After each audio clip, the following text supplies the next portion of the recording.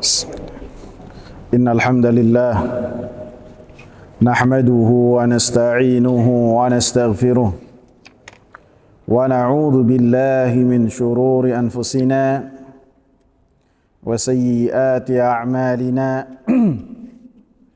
من يهده الله فلا مضل له ومن يضلل فلا هادي له أشهد أن لا إله إلا الله وأشهد أن محمدا عبده ورسوله اللهم صل وسلم وبارك على نبينا محمد وعلى آله وصحبه ومن سار على نهجه إلى يوم القيامة وبعد.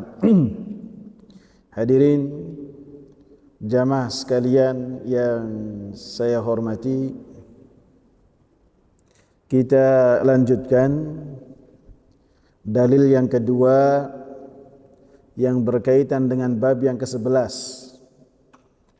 Babun la yuzbahu lillahi bimakanin yuzbahu fihi li ghairillah. Bab yang tidak disembelihkan untuk Allah Subhanahu wa ta'ala di tempat yang tempat tersebut disembelih untuk selain Allah Subhanahu wa ta'ala.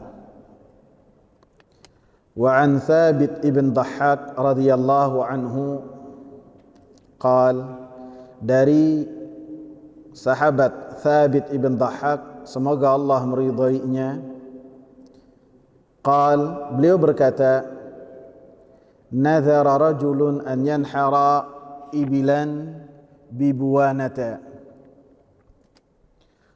Seseorang bernazar untuk dia menyembelih unta di tempat yang bernama Buwana. Fasa'ala an-nabiy sallallahu alaihi wasallam. Maka orang tersebut bertanya kepada Nabi sallallahu alaihi wasallam tentang hal tersebut. Faqal, maka Nabi sallallahu alaihi wasallam menyatakan, hal kana fiha wathanun min awthanil jahiliyati yu'bad? Apakah di tempat tersebut ada sesembahan dari sesembahan-sesembahan jahiliyah yang diibadahi? Qalu la, maka para sahabat mengatakan tidak ada. Qal, maka Rasulullah bertanya lagi, fahal kana fiha idun min a'yadihim? Apakah di tempat tersebut ada id dari id mereka, ada perayaan dari perayaan-perayaan mereka? Qalu la, maka para sahabat mengatakan tidak ada. Faqala Rasulullah sallallahu alaihi wasallam, awfi binadhrik fa innahu la wafa'a linadhrin fi ma'siyatillah. Penuhilah nazarmu, maka sesungguhnya tidak ada ketentuan untuk melaksanakan nazar apabila dalam bermaksiat kepada Allah Subhanahu wa ta'ala. Wala fima la yamliku ibnu Adam, dan tidak ada nazar bagi sesuatu yang tidak dimiliki oleh anak manusia. Rawahu Abu Dawud. Hadis ini dikeluarkan oleh Imam Abu Dawud dan isnadnya sesuai dengan syaratnya Syaikhain, Al-Imam Bukhari dan Al-Imam Muslim. Hadis ini bersumber dari sahabat Thabit ibn Dhahhak, semoga Allah meridainya. Sahabat jalil, sahabat yang utama.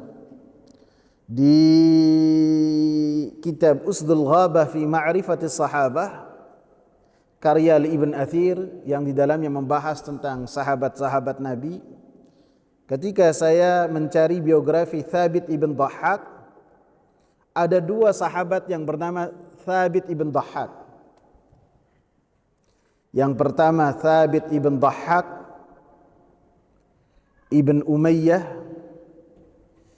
ibn Tha'labah dari Bani Khadraj, dari kalangan Ansar. Yang kedua Thabit ibn Dhahhak ibn Khalifah. Dan ketika saya melihat atau membaca sebagian penjelasan dari para ulama yang berkaitan dengan hadis ini, dengan bab ini, sebagian menyatakan bahwasanya Thabit ibn Dhahhak ini adalah Thabit ibn Dhahhak ibn Umayyah. Seperti Syekh Saleh Sindi dalam syarah beliau memaknainya sebagai Al-Khadraji, Thabit bin Dhahhak yang pertama. Adapun dalam kitab Fathul Majid, Syekh Abdul Rahman ibn Hasan ibn Muhammad ibn Abdul Wahhab, beliau merajihkan bahwasanya Thabit ibn Dhahhak adalah ibn Khalifah. Jadi dua orang yang berbeda.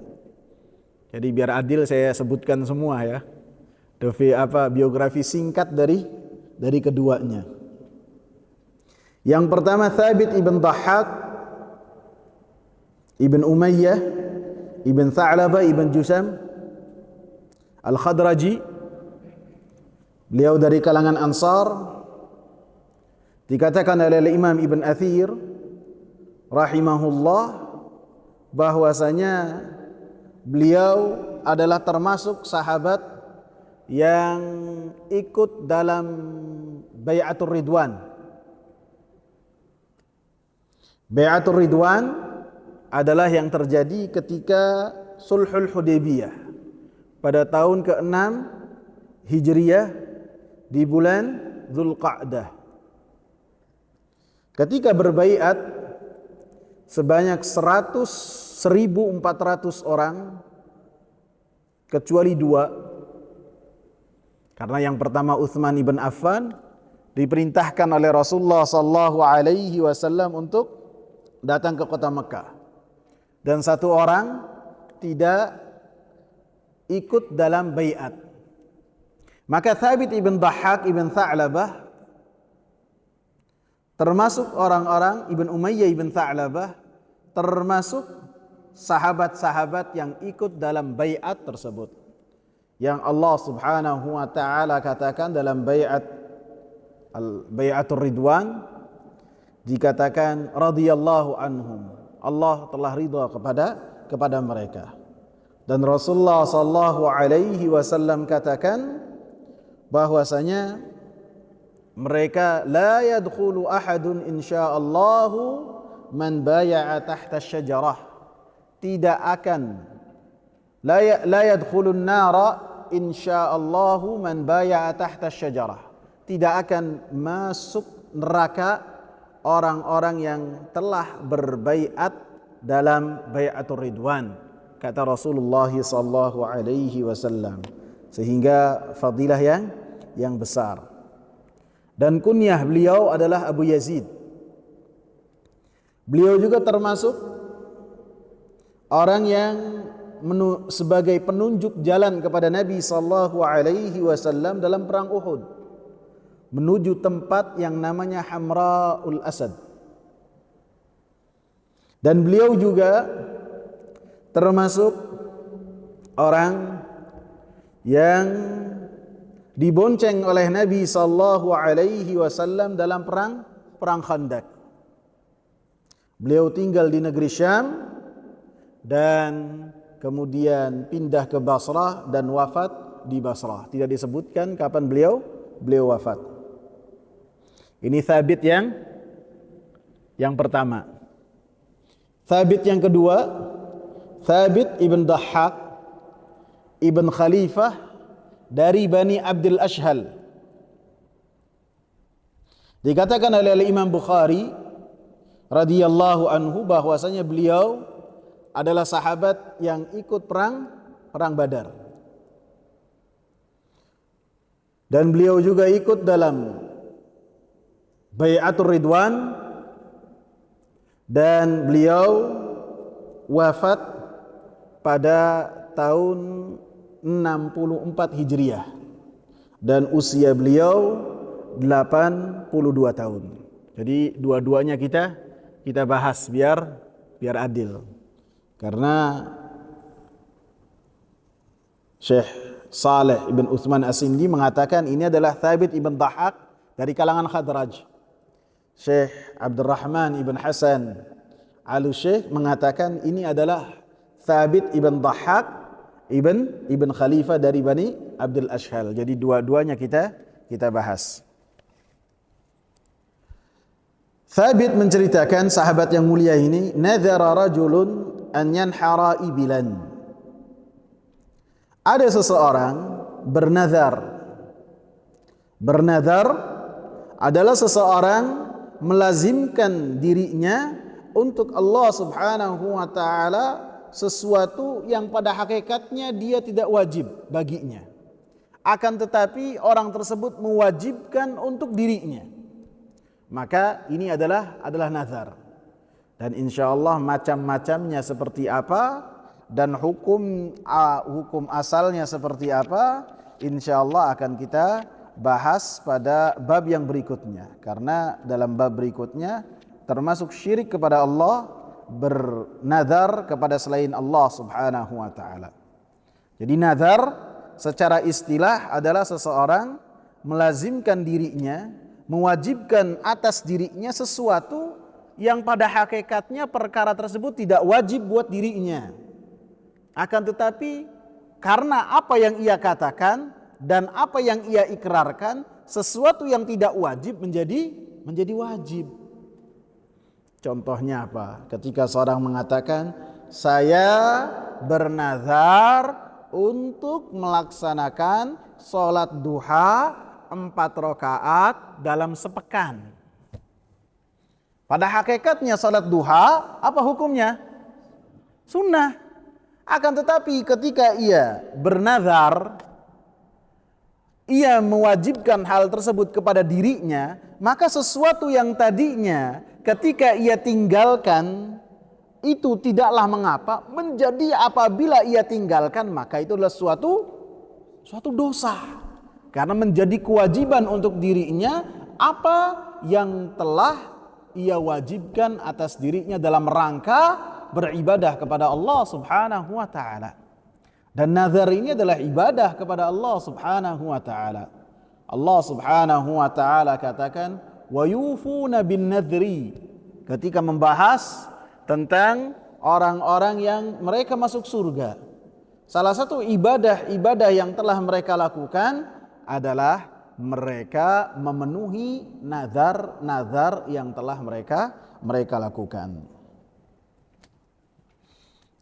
Maka kata sahabat ini, ada seseorang yang bernazar untuk menyembelih menyembelih onta di satu tempat yang namanya Buana.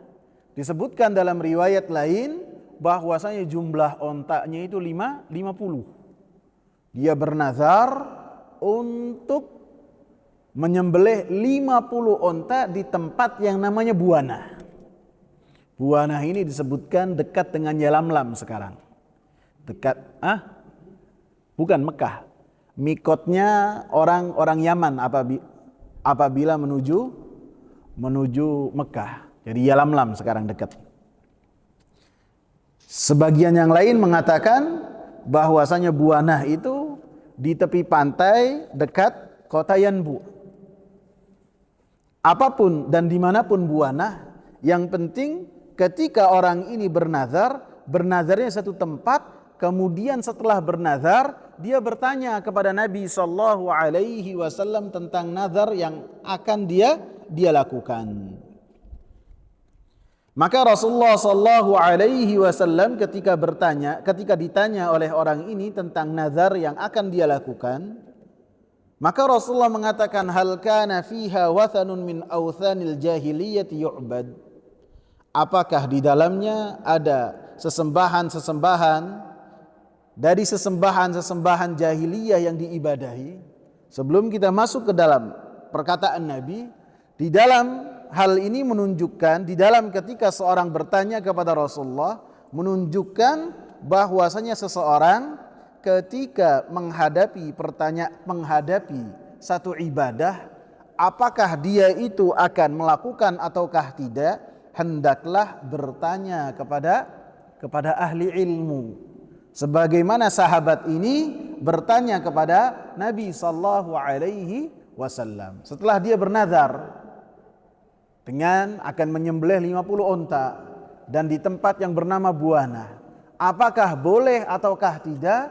Maka si sahabat ini bertanya kepada Rasulullah sallallahu alaihi wasallam, sehingga anjuran buat kita apabila dalam permasalahan-permasalahan agama dan kita tidak mengerti tentang permasalahan tersebut, apakah boleh ataukah tidak, kita tinggalkan ataukah lakukan, maka jangan diterka-terka sendiri. Akan tetapi diapakan? Bertanya kepada orang yang kita yakini keilmuannya. Allah katakan, fas'alu ahla dzikri in kuntum la ta'lamun. Bertanyalah kepada ahla dzikri apabila kalian tidak mengetahui. Jangan diterka-terka, jangan ditebak-tebak. Ketika ketika salah seorang sahabat menjawab pertanyaan dengan hanya menebak-nebak ataupun mereka-reka, ataupun ketika menjawab jawabannya tidak dibangun di atas ilmu, maka ketika hal ini sampai kepada Rasulullah sallallahu alaihi wasallam, maka Rasulullah marah. Ketika ada seseorang yang dia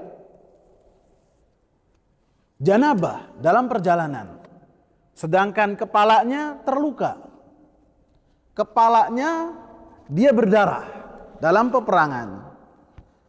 Kemudian sahabat ini ketika akan mandi, karena janabah haruslah mandi janabah, maka dia bertanya kepada sebagian sahabat, apa yang harus dia lakukan?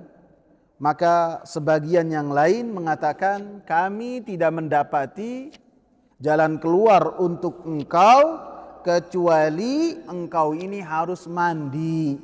Antum bayangkan kepala mengangak berdarah-darah, kemudian disiram dengan air.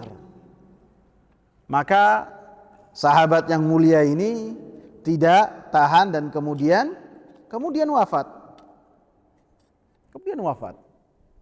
Maka ketika hal ini sampai kepada Rasulullah sallallahu alaihi wasallam, Rasulullah marah besar. Kemudian Rasulullah katakan, innama syifa'ul ayyi as-su'al. Sesungguhnya orang yang tidak tahu jangan menjawab. Orang yang tidak tahu penawarnya apa? Bertanya lagi. Karena Allah katakan, fas'alu ahla dzikri in kuntum la ta'lamun. Bertanyalah kepada ahli dzikri jika kalian tidak mengetahui. Ahli dzikri dikatakan sebagai ahli dzikri apabila seorang mengerti Al-Quran dan As-Sunnah, mengerti ilmu yang berkaitan dengan wahyu.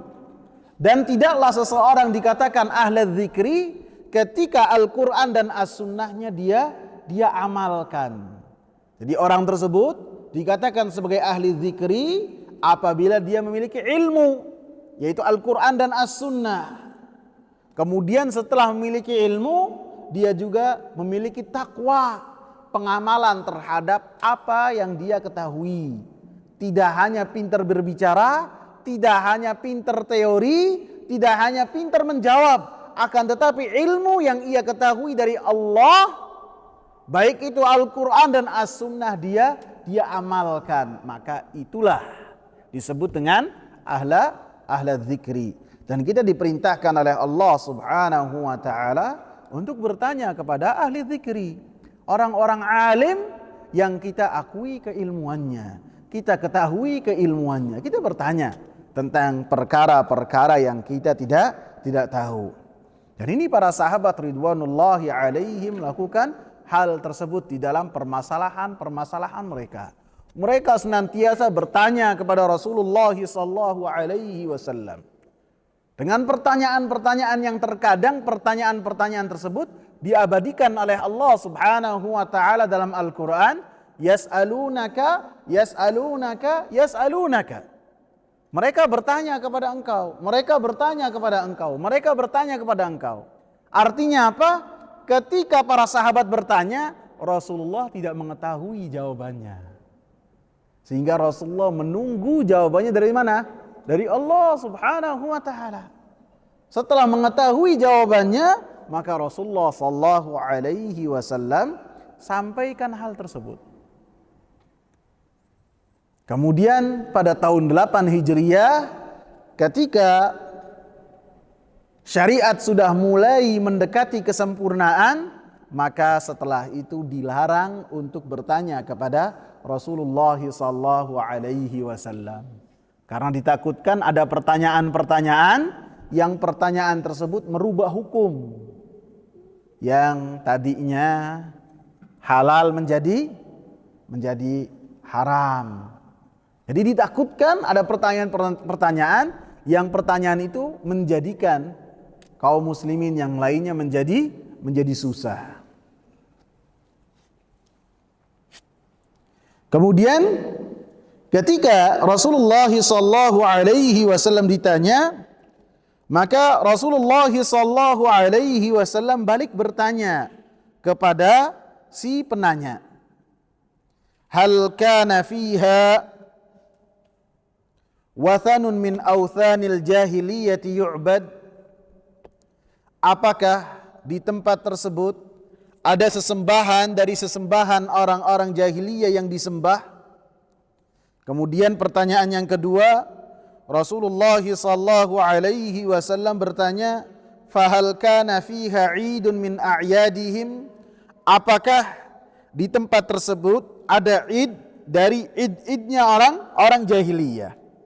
Menunjukkan bahwasanya seorang alim ketika ditanya, yang orang alim ini ketika ditanya tentang Al-Quran dan As-Sunnah, tentang agama Allah, tentang syariat yang Allah Subhanahu wa ta'ala turunkan kepada nabinya, maka orang alim ini mau tidak mau dia telah mewakili Allah Subhanahu wa ta'ala dalam menjelaskan agamanya Allah Subhanahu wa ta'ala.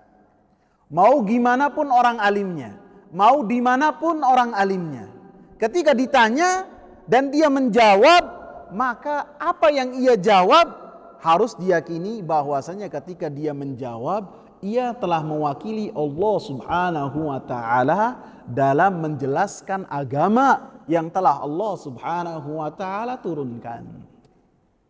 Ini menunjukkan bahwasanya pembahasan tentang din ini adalah pembahasan yang berat. Pembahasan yang berat.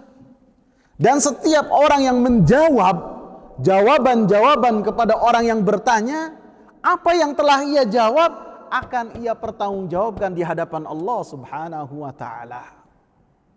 Jawabannya ini benar ataukah tidak? Jawabannya ini berdasarkan Al-Quran atau As-Sunnah ataukah tidak? Jawabannya ini terkadang orang ditanya ketika menjawab tergantung penanyanya. Terkadang ada orang yang ditanya ketika menjawab menjadikan penanyanya menjadi nyaman. Yang penting aman, tenang. Walaupun jawabannya itu jauh dari cahaya Al-Quran dan As-Sunnah. Ini menunjukkan bahwasanya menjawab tentang jawaban agama ini adalah perkara yang berat. Berat. Jawaban tentang agama ini berat. Allah katakan kepada nabinya, inna sanulki alaika qaulan tsaqila. Agama ini berat. Berat. Bahas tentang Al-Quran dan As-Sunnah terkadang membutuhkan waktu yang lama. Berat sekali. Akan tapi kita dapati sebagian dari kita ataupun sebagian kaum muslimin ketika membahas tentang pembahasan agama sangat enteng sekali. Seakan-akan agama ini tidak ada harganya. Seakan-akan agama ini bukanlah dalam pengawasan Allah Subhanahu wa taala Rabbul Alamin. Baik itu dalam medsos, baik itu dalam majlis-majlis, baik itu dalam kumpulan-kumpulan. Terkadang orang yang tidak ditanya, walaupun dia tidak memiliki kapasitas keilmuan, dia menjawab. Padahal kita dalam profesi ataupun bidang-bidang lainnya, ketika ada pembahasan dokter tentang kedokteran, maka orang yang tidak memiliki latar belakang kedokteran harus tutup rapat, diam-diam mulutnya. Harus tahu diri, mundur. Terkadang ketika ada pembahasan tentang mekanik, baik mobil ataupun motor, lebih-lebih pesawat, maka ketika membahas membutuhkan orang-orang khusus. Tidak asal kita di jalanan ketika ngobrol, oh iya. Tidak. Akan tapi tentang permasalahan agama, tentang jawab-menjawab, bertanya dan menjawab tentang permasalahan agama, manusia sangat menganggap hal ini adalah perkara yang sangat remeh sekali. Dan ini adalah permasalahan yang besar. Wa tahsabunahu hayyinan wa huwa 'indallahi 'azim. Kalian menyangka hal ini adalah sesuatu yang hina, yang remeh. Akan tetapi di sisi Allah Subhanahu wa taala ini adalah perkara yang besar.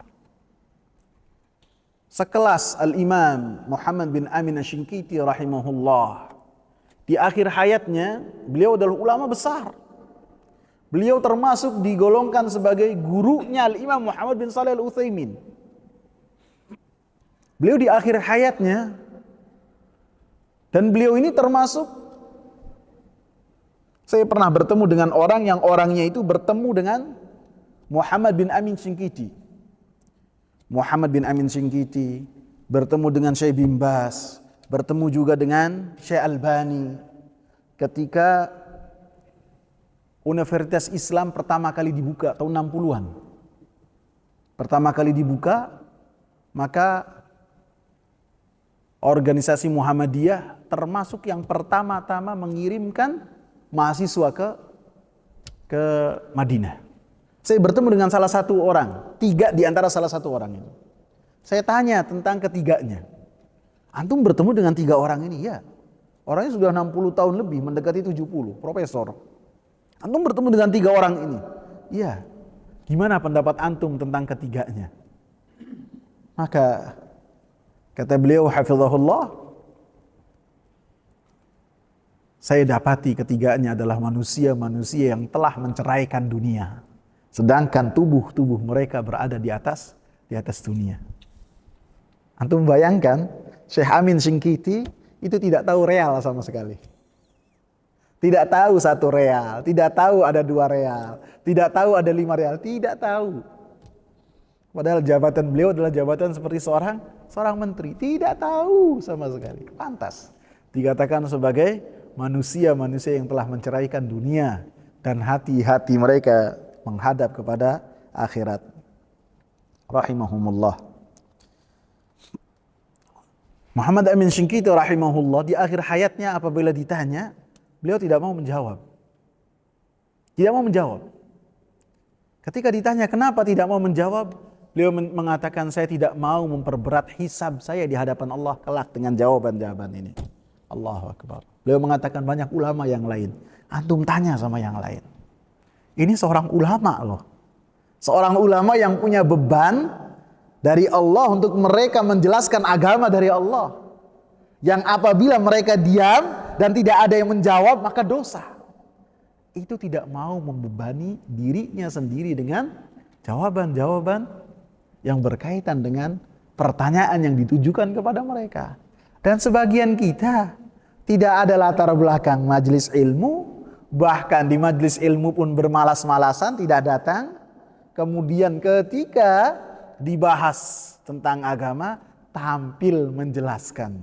Baik itu di medsos ataupun di tempat-tempat lainnya. Maka ini harus kita menjaga diri dari sikap seperti ini. Maka di dalam hadis ini disebutkan bahwasanya seorang yang ditanya, ketika ditanya orang alim, apabila yang ditanyakan kepada dia adalah perkara-perkara yang sifatnya itu belum jelas buat dia, maka hendaklah dia istifsal, meminta kejelasan lebih dalam dari apa yang ditanyakan kepadanya. Karena orang alim ketika memberikan jawaban terhadap pertanyaan yang ditanyakan kepadanya, jawabannya itu berdasarkan dari gambaran yang ia gambarkan dari apa yang ada di kepalanya dari pertanyaan tersebut. Sehingga ketika pertanyaan itu sampai dan yang ditanya ini belum jelas, maka harus yastafsil, harus dia mencari, bertanya dalam rangka supaya lebih terperinci jawabannya, supaya lebih jelas bagi dirinya untuk menjawab pertanyaan tersebut. Dan inilah yang dilakukan oleh Rasulullah. Ketika beliau tidak mengetahui mana itu buana, di mana itu buana, maka Rasulullah sallallahu alaihi wasallam bertanya tentang apa yang terjadi di tempat itu. Apakah ada kesyirikan kepada Allah Subhanahu wa taala, ataukah ada wasilah, jalan-jalan yang menuju kepada kesyirikan kepada Allah Subhanahu wa taala? Yang beliau tanyakan, ada kesyirikan ataukah tidak? Di dalamnya ada berhala-berhala yang disembah selain Allah Subhanahu wa taala ataukah tidak? Maka para sahabat mengatakan tidak ada ya Rasulullah. Kemudian Rasulullah sallallahu alaihi wasallam mengatakan, apakah di dalamnya ada id dari id mereka? Id adalah diambil dari kata ismun lima ya'ud aw yatakarrar. Sesuatu yang senantiasa berulang. Artinya kejadian tersebut terus-menerus berulang. Bisa dikatakan sebagai satu hari yang hari tersebut di dalamnya manusia berkumpul. Ada perayaan-perayaan di dalamnya. Perayaan baik itu perayaan yang sifatnya waktu, seperti perayaan Idul Fitri dan Idul Adha, berkumpulnya manusia.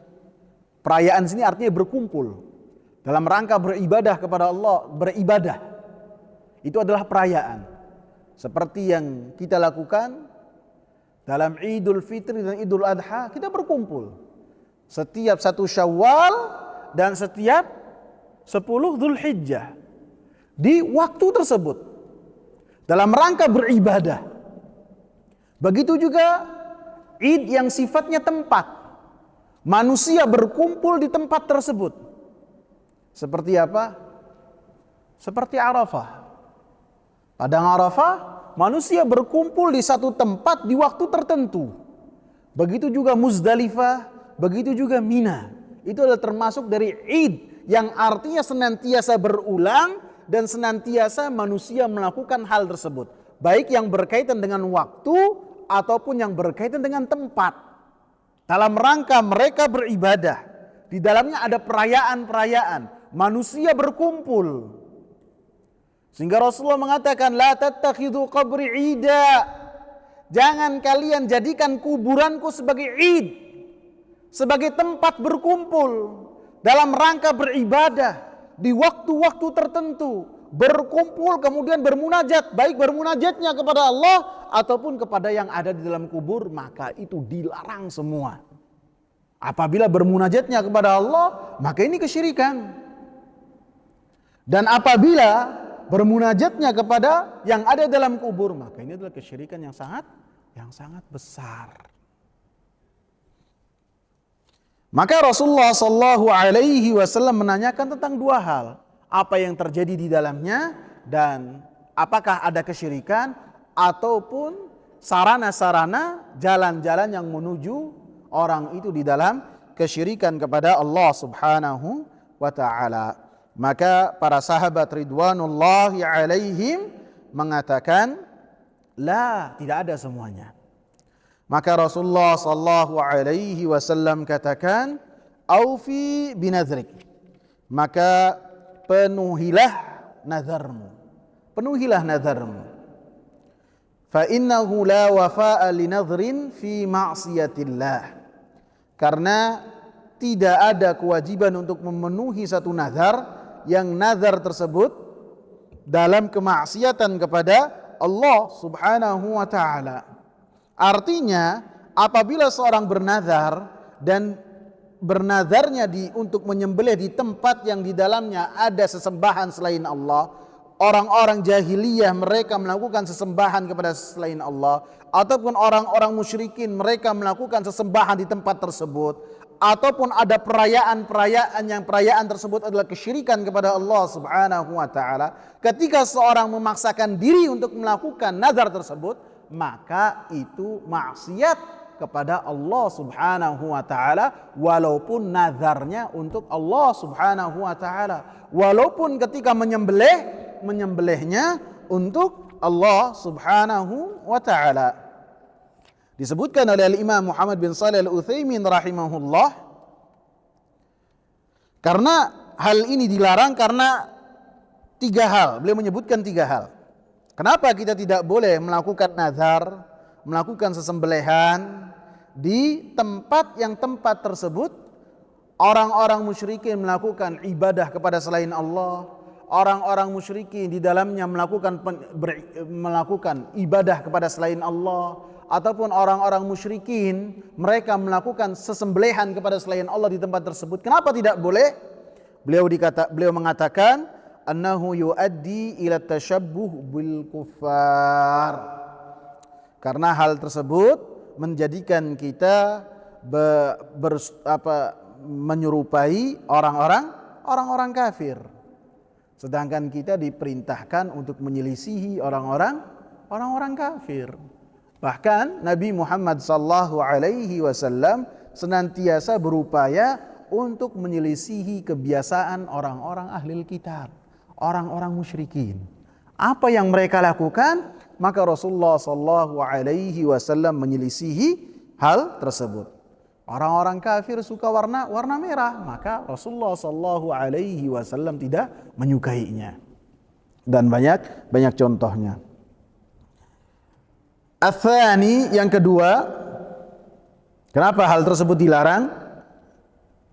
Annahu yuaddi ila al-igtirari bihadzal fi'li.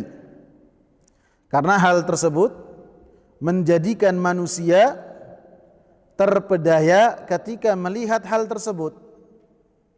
Ketika ada seseorang yang melihat engkau melakukan ibadah di tempat tersebut, melakukan sesembelihan di tempat yang biasa dilakukan sesembelihan oleh orang-orang musyrikin untuk Tuhan-Tuhan mereka, untuk sesembahan-sesembahan mereka, maka orang yang tidak bisa membedakan 2 hal ini akan meyakini bahwasanya 2 hal ini adalah 2 hal yang serupa, sehingga perbuatan orang-orang musyrikin adalah sesuatu yang dibolehkan, sebagaimana orang yang pertama, yakni seorang muwahhid, melakukan hal yang sama, maka itu adalah sesuatu yang boleh. Dipahami alasan yang kedua ini? Dipahami apa bingung? Bingung? Paham ya? Belum ya? Yang kedua, artinya ketika seseorang orangnya dikatakan sebagai orang yang dia perhatian terhadap sunnah Nabi. Seseorang yang bisa dikatakan dia memiliki perhatian yang sangat kuat yang berkaitan dengan tauhid. Dia sangat hati-hati terhadap kesyirikan. Orang itu dikenal dengan demikian. Kemudian ketika dia melakukan sesembelihan di tempat orang-orang musyrikin melakukan sesembelihan kepada Tuhan-Tuhan mereka, walaupun orang ini ketika melakukan sembelihan untuk Allah Subhanahu wa taala, akan tetapi ketika melakukan di tempat yang sama yang dilakukan oleh orang-orang musyrikin, maka orang awam, orang lain ketika melihatnya menganggap 2 perbuatan ini adalah perbuatan yang sama. Minimal meyakini bahwasanya perbuatan orang-orang musyrikin ketika melakukan di tempat tersebut adalah boleh. Seperti orang yang pertama ini dikenal dengan perhatiannya dia terhadap tauhid, perhatiannya dia terhadap sunnah Nabi sallallahu alaihi wasallam misalnya. Paham? Sehingga orang yang melihatnya tidak bisa membedakan ini adalah sesuatu yang boleh dan ini sesuatu yang tidak boleh. Yang ketiga, alasan yang ketiga, anna haula'il musyrikin sawfa yaqwawna ala fi'lihim idza ra'au man yaf'alu mithlahum. Orang-orang musyrikin akan semakin kuat terhadap apa yang telah mereka lakukan apabila mereka mendapati ada sebagian orang selain mereka yang melakukan hal yang sama seperti apa yang telah mereka lakukan. Mereka akan menjadi semakin kuat. Mereka akan berbangga ketika orang selain mereka melakukan hal yang sama di tempat yang sama, walaupun niatnya berbeda. Karena niat ini sesuatu yang ada di dalam hati yang orang lain tidak mengetahuinya.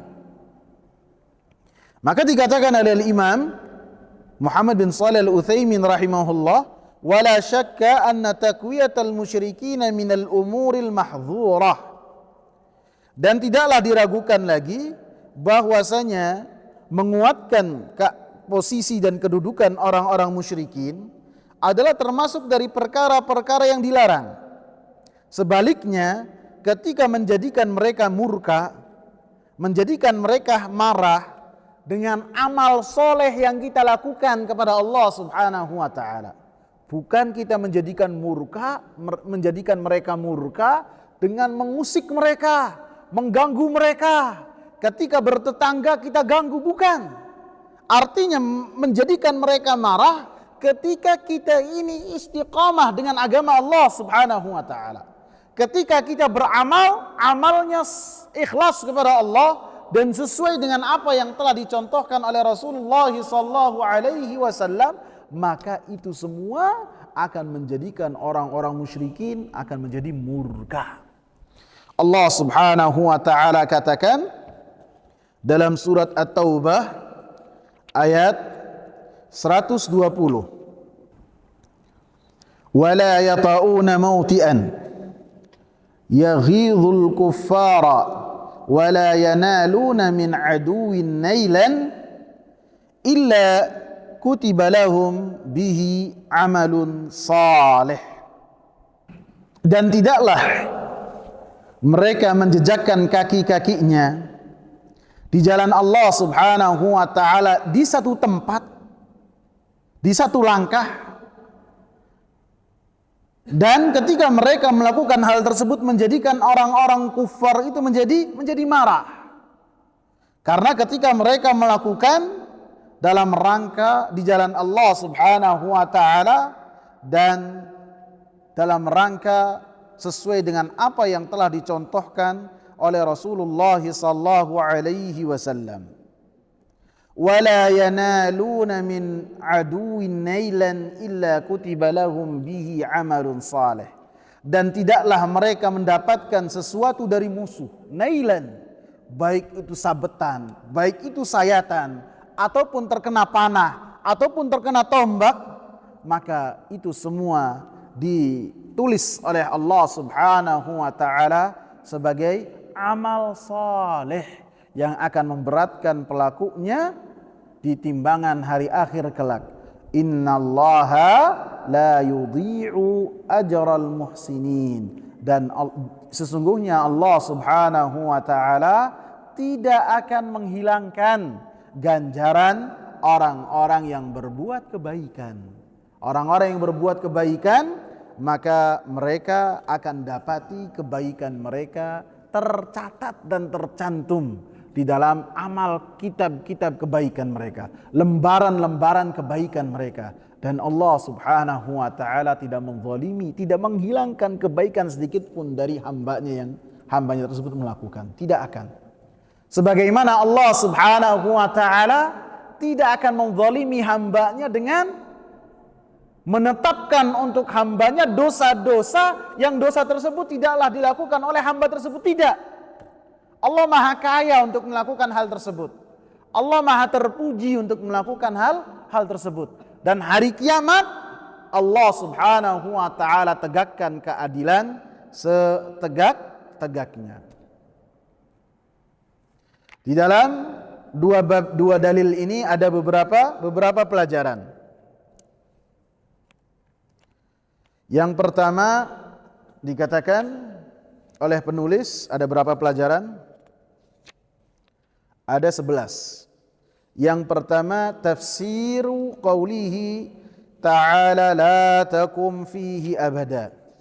Tafsir firman Allah subhanahu wa ta'ala la takum fihi abada. Jangan engkau menunaikan salat di Masjid Dirar tersebut selama-lamanya.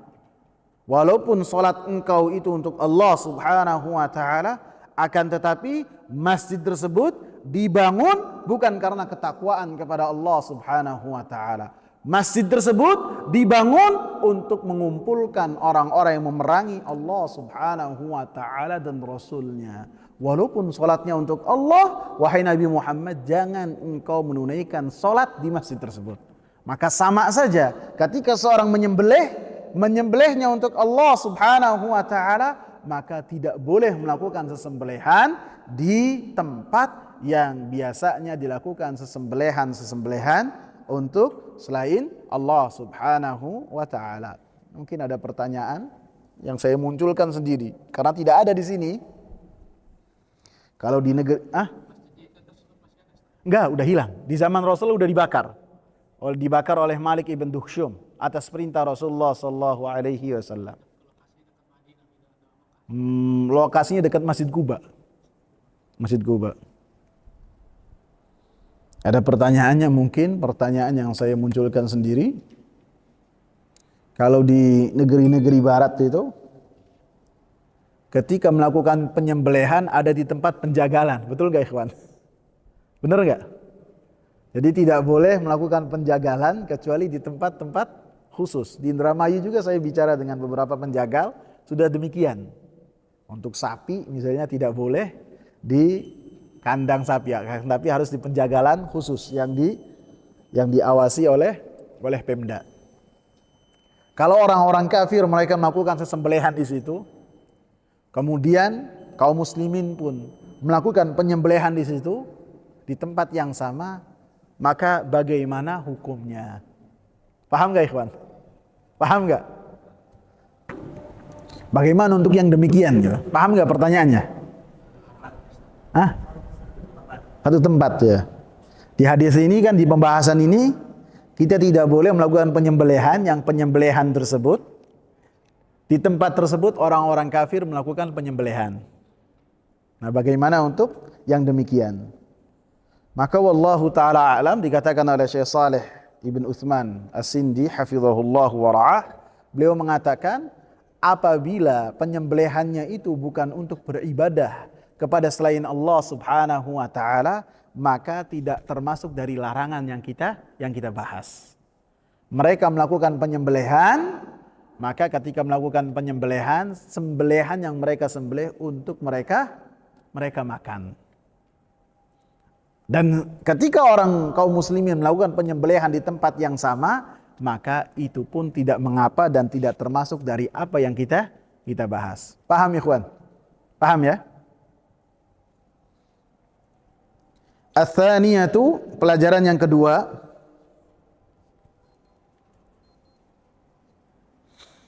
annal ma'siyata qad tu'athiru fil ardi wa kadzalika at-ta'ah. Bahwasanya maksiat itu berpengaruh untuk satu tempat. Begitu juga ketaatan. Artinya ketika seorang melakukan ketaatan di satu tempat, maka ketaatan itu akan berpengaruh terhadap tempat tersebut. Seperti masjid. Masjid, manusia di dalamnya melakukan ketaatan kepada Allah subhanahu wa ta'ala, maka memiliki kemuliaan sisi Allah Subhanahu wa taala. Dibandingkan dengan pasar. Rasulullah katakan ahabbul ardi ilallahi masajiduha. Tempat di muka bumi yang paling Allah Subhanahu wa taala cinta itu mana? Masjid. Bahkan para ulama menyebutkan apabila ada masjid yang sama, dua-duanya kualitas sunnahnya bagus, maka dilihat masjid manakah yang usianya lebih lama, lebih tua. Karena apabila masjidnya lebih tua, ketaatan di tempat tersebut lebih banyak daripada masjid yang baru.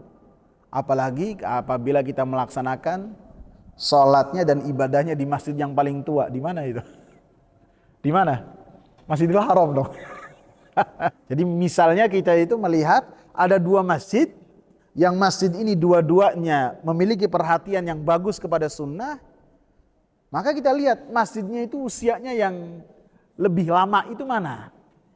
Apabila masjid A itu lebih lama, maka kita utamakan masjid A daripada masjid yang misalnya baru 5 tahun ataupun 6 tahun. Gitu Pak. Bukan kita maksudnya masjid yang tua ini yang sudah lapuk, iya kan? Bukan itu. Maksudnya udah lama gitu dibangunnya. Bukan, maksudnya udah lama dan kaum muslimin udah lama beribadah. Beberapa generasi melakukan ibadah di tempat tersebut. Ada jejak-jejak langkah kaum muslimin di situ dalam mereka beribadah, dan jejak-jejak langkah tersebut akan menjadi saksi di hadapan Allah Subhanahu wa taala pada hari akhir kelak. Maka di dalam poin yang kedua ini, kesyirikan yang dilakukan di satu tempat akan menjadikan seseorang ketika mengamalkan hal yang serupa, walaupun bukan kesyirikan kepada Allah Subhanahu wa taala, menjadi sesuatu yang dilarang. Ats-tsalitsatu raddul mas'alatil mushkilati ilal mas'alatil bayyinati liyazulal iskal. Mengembalikan permasalahan-permasalahan yang runyam kepada permasalahan-permasalahan yang jelas, sehingga kerunyaman tersebut menjadi sirna. Artinya ketika sahabat ini bertanya, pertanyaannya itu belum jelas. Apa itu buana? Rasulullah belum tahu. Maka ketika Rasulullah belum tahu, Rasulullah memberikan pertanyaan-pertanyaan, yang pertanyaan tersebut menjadikan Rasulullah jelas dalam memberikan hukum kepada seseorang yang bertanya kepada Rasulullah sallallahu alaihi wasallam, sehingga ketidakjelasan tersebut menjadi sirna.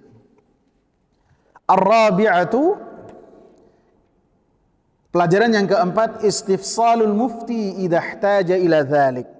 Seorang mufti, seorang alim meminta perincian-perincian kepada penanya apabila dibutuhkan hal tersebut. Jadi apabila penanya dan penanyanya itu memberikan kejelasan kepada seorang yang alim, kemudian orang alim ini langsung memberikan penjelasan, menunjukkan apa? Hal tersebut menjadi suatu hal yang sangat jelas. Al-khamisatu, pelajaran yang kelima, anna takhsis al-buq'ati bin nadhri la ba'sa bihi idza khala min al-mawani'. Bahwasanya pengkhususan tempat untuk ditunaikan di dalamnya nazar, maka itu tidaklah mengapa, dengan ketentuan apabila di dalam tempat tersebut tidak ada penghalang-penghalang syar'i. Penghalang-penghalangnya seperti yang ditanyakan oleh Rasulullah sallallahu alaihi wasallam kepada si penanya. Apakah di dalamnya ada kesyirikan ataukah tidak? Ataukah di dalamnya ada perayaan-perayaan orang-orang berkumpul yang mana mereka melakukan sesembahan kepada selain Allah Subhanahu wa taala. As-sadisatu, pelajaran yang ke-6. Ini pada hakikatnya sudah kita bahas semua dalam menjelaskan hadis, kan tapi tidak mengapa kita bacakan dengan lebih cepat supaya selesai. Al-man'u minhu idza kana fihi wathanun min awthanil jahiliyati walau ba'da zawalihi. Al-man'u minhu, dilarang dari menunaikan nazar tersebut apabila di tempat tersebut ada berhala dari berhala-berhala jahiliyah, walaupun berhala tersebut telah hilang dari tempat tersebut, sudah berlalu, misalnya 10 tahun, 5 tahun sudah berlalu, akan tetapi pada tempat tersebut adanya perbuatan-perbuatan kesyirikan, maka masih berlaku larangan tersebut.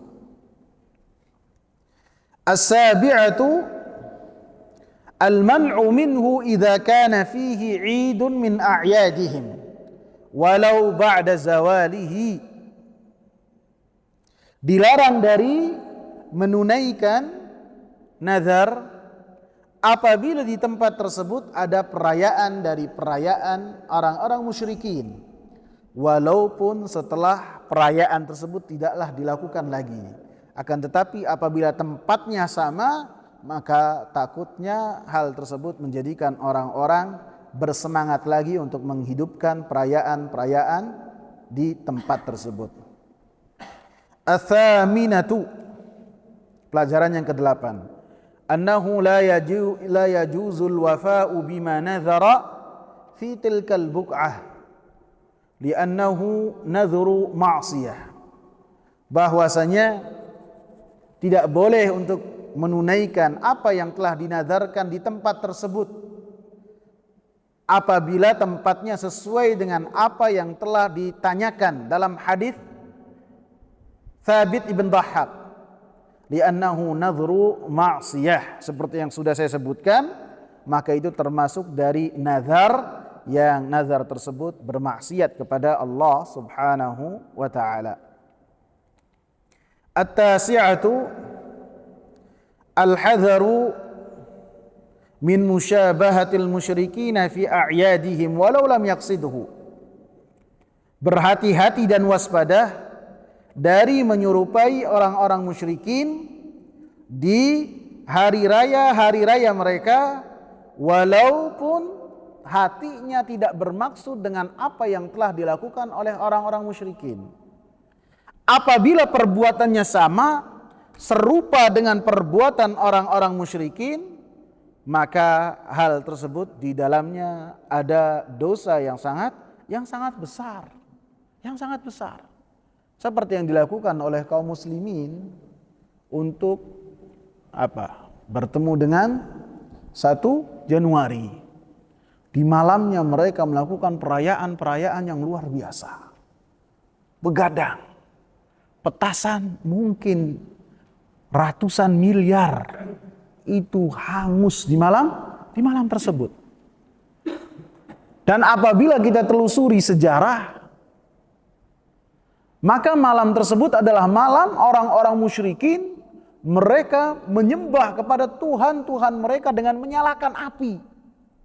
Dan ibadah ini bukan ibadah yang baru, ibadah yang sangat tua sekali. Usia yang sangat tua.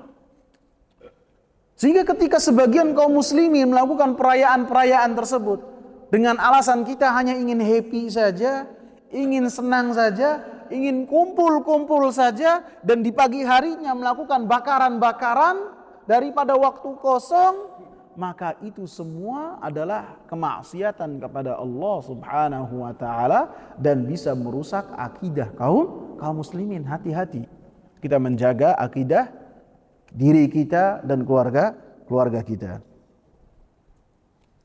La nadhara al-ashiratu, pelajaran yang ke-10.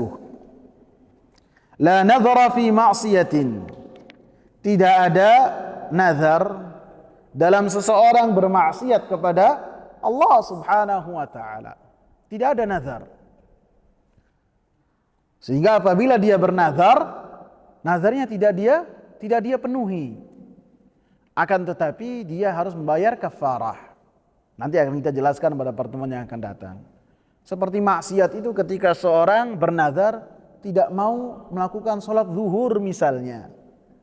Tanggal ini, kemudian hari ini dia tentukan tidak mau melaksanakan sholat zuhur. Dia bernazar, bernazarnya untuk Allah. Akan tapi ketika nazarnya yang ia sebutkan adalah bermaksiat kepada Allah, maka tidak boleh dipenuhi. Nazar yang lain misalnya, seseorang bernazar untuk membunuh orang lain, maka ini tidak boleh, tidak boleh untuk dia memenuhi nazar tersebut. Udah dia berdosa ketika dia melakukan nazar tersebut, dan ketika dia membunuh, maka apa yang dia lakukan adalah dosa besar. Dan banyak contohnya. Al-hadiyata asyara, pelajaran yang ke-11. La nadhara libni Adam fi ma la yamlik. Kalau tidak salah, tidak saya jelaskan tadi. Tidak ada nazar di sesuatu yang tidak dimiliki oleh manusia. Makanya tidak ada nazar. Yang tidak dimiliki itu baik secara syar'i, misalnya dia ingin terbang, nazar ingin terbang menyentuh awan misalnya, dia bernazar seperti ini, maka nazarnya ini dia tidak boleh untuk melakukannya, dan apabila dia lakukan maka harus membayar kafarat. Wallahu ta'ala a'lam. Semoga bermanfaat. Subhanakallahumma bihamdika asyhadu an la ilaha illa anta astaghfiruka wa atubu ilaik. Assalamu alaikum warahmatullahi wabarakatuh.